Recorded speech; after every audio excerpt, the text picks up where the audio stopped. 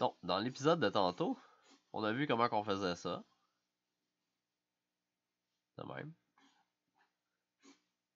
Sur un prisme. Voici la pire des mots.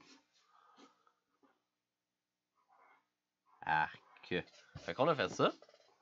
Maintenant, on va faire exactement l'inverse. Qu'est-ce qui arrive quand un cylindre fonce dans un prisme? Fait que là, on va vouloir dire OK, mais mon prisme, il fait ça.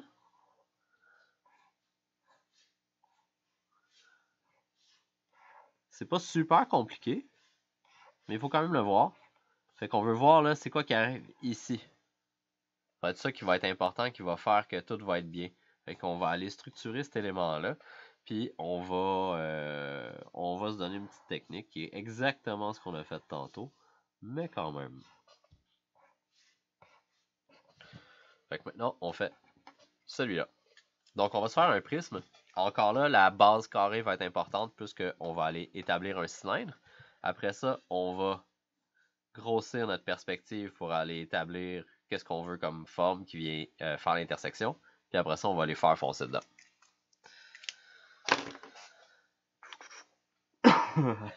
Si, boulot. Bon, une petite ligne à terre. Voici ma ligne verticale. Vu que je fais un prisme, souvent c'est pour ça que j'aime ça, établir à quoi mon carré à la base, pour être sûr qu'il soit carré. Ça c'est comme le moment que je le vois le mieux dans mon dessin. Puis je m'assure aussi que le point ici à l'arrière puis la ligne en avant sont pas coïncidents, sinon ça va devenir mélangeant à la fin. Fait que j'essaie de le tricher là. Ben, pas de le tricher, mais j'essaie juste de m'arranger que ça arrive pas.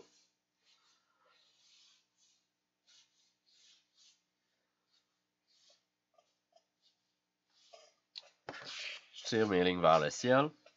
Puis après ça, je vais aller dire, bon ben, peut-être en haut là. Fait que je prends ce point-là, je l'envoie vers mon point de fuite. L'intersection est là. Celle-là, je l'envoie vers mon point de fuite. Puis je fais la même chose à l'arrière pour le résoudre. Est-ce que tout me semble pas pire?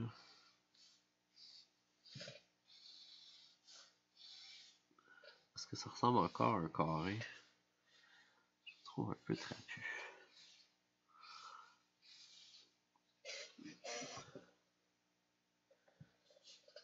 Ouais.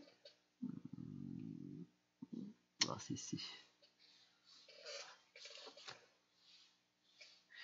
Souvent avec le gris que je trouve qu'on devient un peu trop perfectionniste. Fait que c'est pour ça des fois c'est le fun de ne pas en utiliser. Mais là on vient de commencer, fait qu'on va continuer à l'utiliser. Bon, parfait.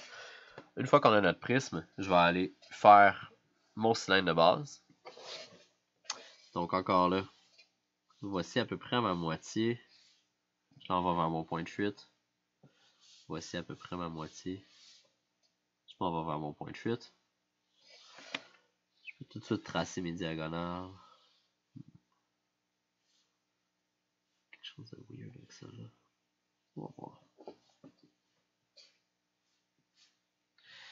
Puis je peux tout de suite aller tracer mon ellipse en haut avec ma pointe fine.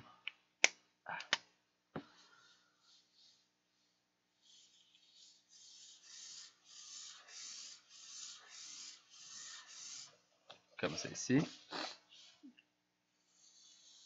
Je peux aller descendre mes lignes verticales. Aller m'assurer qu'elles sont verticales. Comme ça ici. Comme ça ici. Peut-être un petit peu plus là.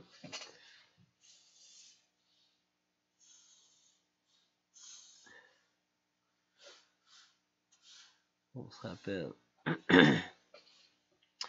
Ça commence à être de la popote. Ça c'est mon signe. Oh. S'assure que tout est vertical, ça va être super important. Si vous voyez vos lignes tangentes sur le côté là, sont un peu croches là, c'est encore là, votre ellipse en haut a tendance à pas être exactement aussi grosse en bas. Fait que c'est souvent là, ici que ça se joue, que vous n'avez pas nécessairement bien évalué le tiers. Moi, ce que je fais souvent dans ce temps-là, c'est que j'utilise la limite de l'ellipse en haut pour faire celle d'en bas. Fait que même s'il y a une certaine distorsion, au moins ça a l'air d'un cylindre et non un cône. Fait que là, je vais essayer d'aller chercher tous mes points de contact.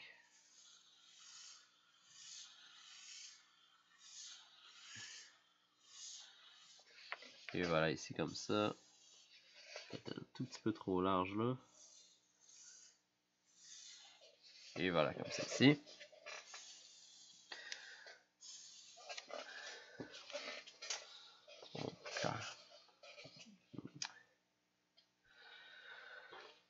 Ensuite, là, je voulais venir établir un carré comme ça ici, qui va venir rentrer dedans du côté droit ici.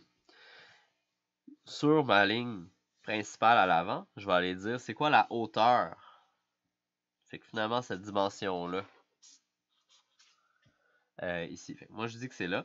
Fait qu'encore là, je vais venir prendre ce point-là, je vais aller le projeter vers le point de fuite pour me créer un plan pour venir couper mon ellipse.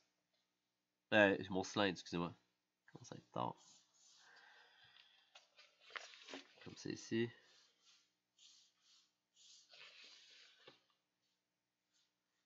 À l'arrière de même. Puis à l'avant comme ça.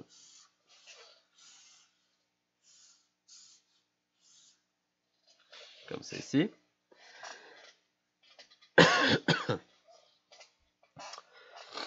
Maintenant, si je regarde ce point-là, ouais, c'est ça.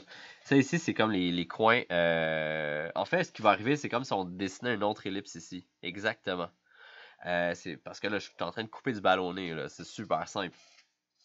Si je prends la ligne verticale qui relie le cadran, là, je le descends, ben tous les autres cadrans à la même place devraient tous toucher aux mêmes endroits, ce qui veut dire le cadran, la moitié du côté du carré. J'espère que je suis clair aujourd'hui. J'ai pas l'impression d'être clair. Fait que là, moi, je dis que c'est là. De l'autre côté, c'est la même affaire. C'est pas mal là. Puis ici, c'est là. Là-bas, c'est là. Fait que là, j'ai 4 points de contact. Puis je sais que je vais arriver à quelque part sur ma ligne de tangence, là. Fait que j'aurais même pas besoin de tracer mes diagonales dans ce cas-ci. Je pourrais la tracer à l'avant, par contre. Juste pour me donner une idée de la rondeur. Parce que ça va être important. Parce que c'est ici que on va voir qu'est-ce qui se passe.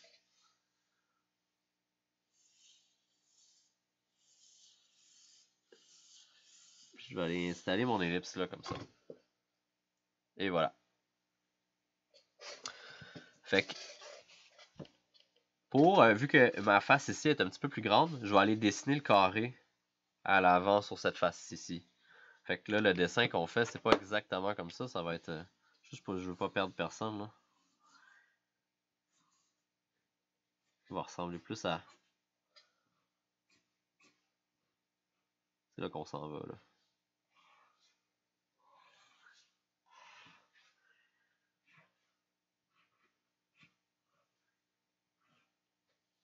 On va faire plus quelque chose qui ressemble à ça.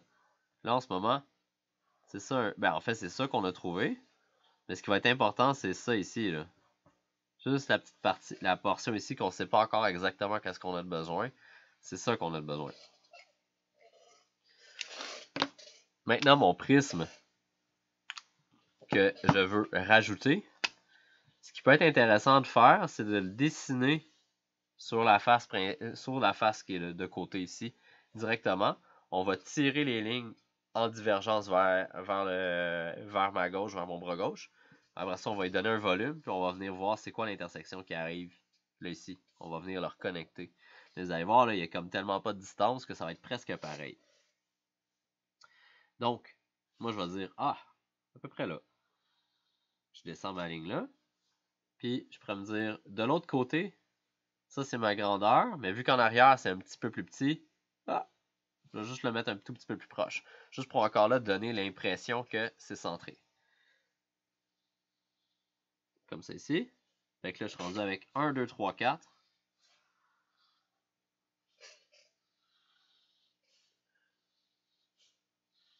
suis rendu avec mon rectangle. Puis je peux partir de ces points-là. Puis je m'en vais vers mon point de fuite d'un bord. Puis je vais essayer de diverger de l'autre côté.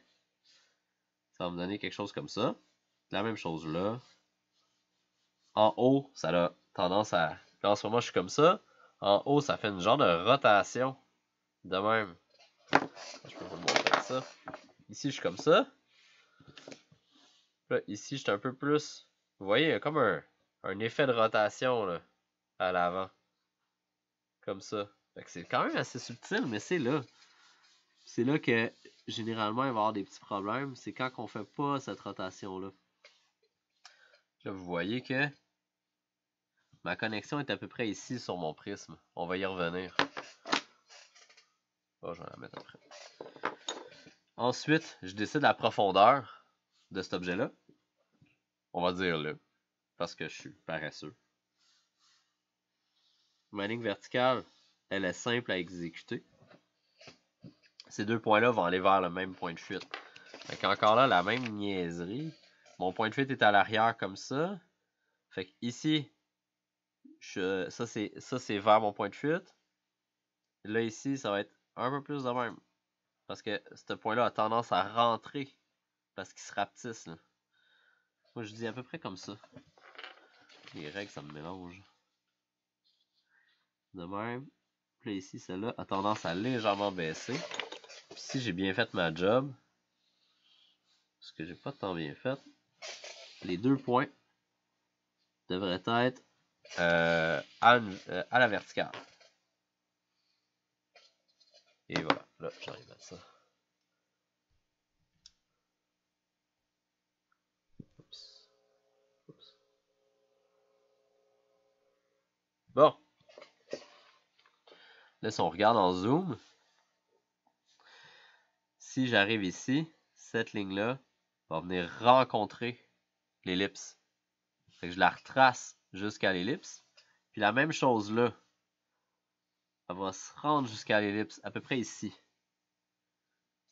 Elle pourrait être un petit peu plus creuse. Je pense que mon ellipse est un peu fausse. C'est pas grave. La même chose en bas, on se rend jusqu'à l'ellipse. La même chose en avant, on se rend jusqu'à l'ellipse. Donc ici, de là à là, on va avoir une ligne, parce qu'on a comme une transition, ça représente cette ligne-là. Là. Oups. Ça représente cette ligne-là ou cette ligne-là. Ce qu'on est en train de faire. C'est mon bouchon. Oh, ça peut croche ça. Donc, moi je suis prêt à mettre des lignes de construction. Je vais aller faire l'élément à l'avant en premier. Puis encore là, il y a des éléments de perspective que je trouve qui sont pas parfaits. Fait que je vais les modifier tout en dessinant. Parce que je trouve que ma perspective manquait un peu. Fait que je les refais quand je n'ai besoin. De même, je vais dessiner mon ellipse en haut. On se rappelle que c'est du croquis. Que oui, il y a beaucoup de lignes de construction, mais c'est pas grave. L'important, c'est la communication et non la perfection.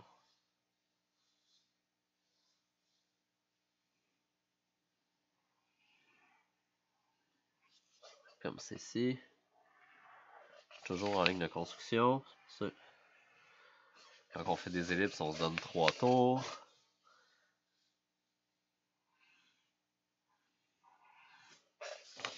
Quelque chose comme ça.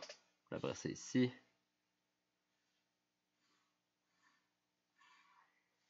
Comme ça.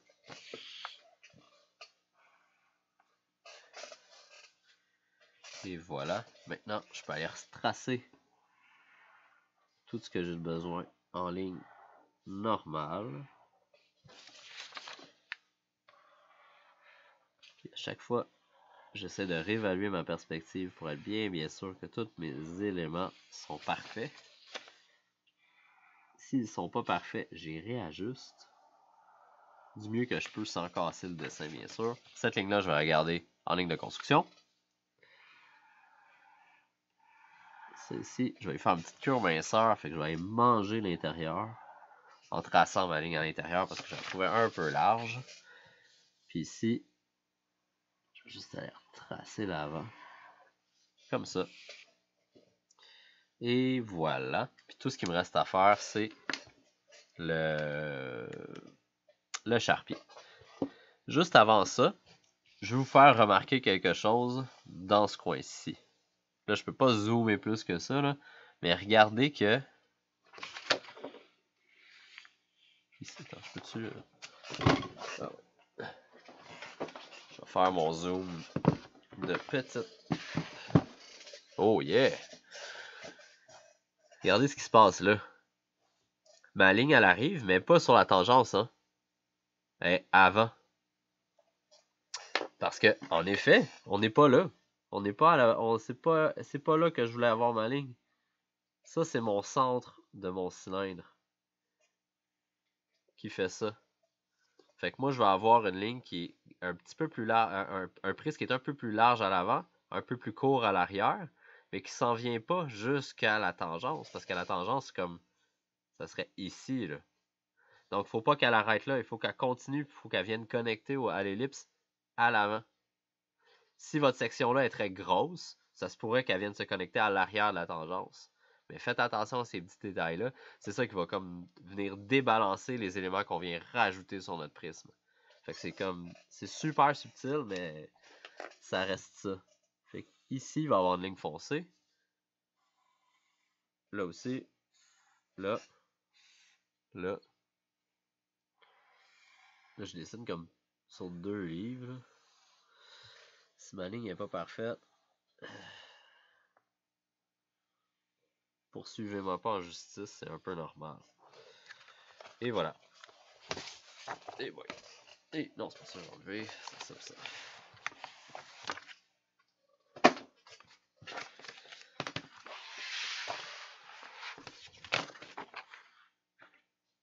Et voilà. Fait que ça me donne un petit peu ça.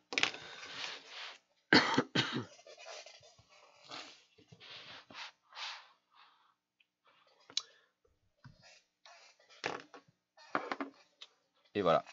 Puis encore là, n'oubliez pas quand même, tous ces détails-là sont quand même assez petits. L'important, on va dire le check que moi je vais regarder, là, on va dire comme pour corriger la perspective, ça va être le point suivant. Est-ce que lui, ici, là, l'intersection entre mon ellipse là, l'intersection avec mon ellipse là, suit la perspective. Dans le sens que si je relie ces deux points-là, puis je m'en vais vers mon point de fuite, est-ce qu'ils ont tendance à se rapprocher? La réponse devrait être oui. Exactement de la même façon que lui et lui ont tendance à aller vers le point de fuite. Cela avec, puis cela avec. Il faut que tous ceux-là aient tendance à, encore là, à être de plus en plus près, comme si c'était une traque de train. Moi, c'est ça qui va me dire si ça fonctionne. Le reste, après ça, c'est de la proportion pour vous. Mais ça, c'est super important. Si vous voyez que ça ne fonctionne pas, ben peut-être que c'est votre moitié-moitié un peu, là, votre unité. Est-ce que vous avez bien centré votre élément là? Est-ce que vous avez bien contacté l'ellipse? Ou est-ce que l'ellipse est dans le bon degré? Est-ce que l'ellipse est croche, tu sais? Fait que là, après ça, il faut venir voir où est la problématique. Puis, si... ouais, je peux le faire, ouais, ok. Je vais juste faire des vrais cercles, là. Je veux juste être sûr qu'on comprenne bien la même chose. Si je vous dessine un cercle ici, puis je vous dessine un bout de cercle ici, puis je viens tracer de façon non symétrique, mais c'est pas grave dans ce cas-ci, une section, vous allez voir quelque chose.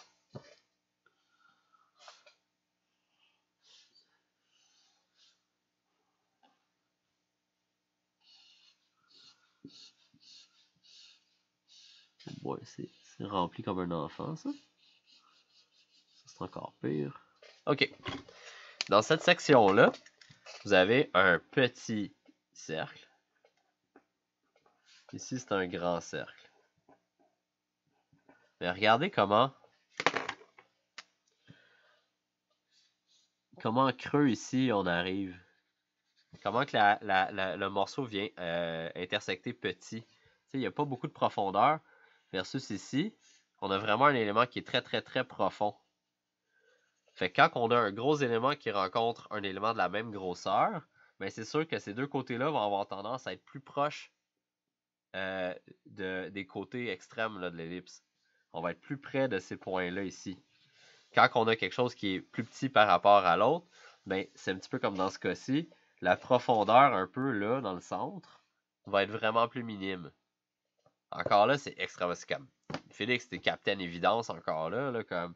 C'est certain que ça fait ça, mais on va voir cet élément-là quand on va faire des connexions entre deux cylindres. Ça va être la même chose qui va arriver, sauf que le résultat en est un peu plus complexe. Fait qu'il faut juste être pour le moment, ben ça sera à peu près ma version symétrique.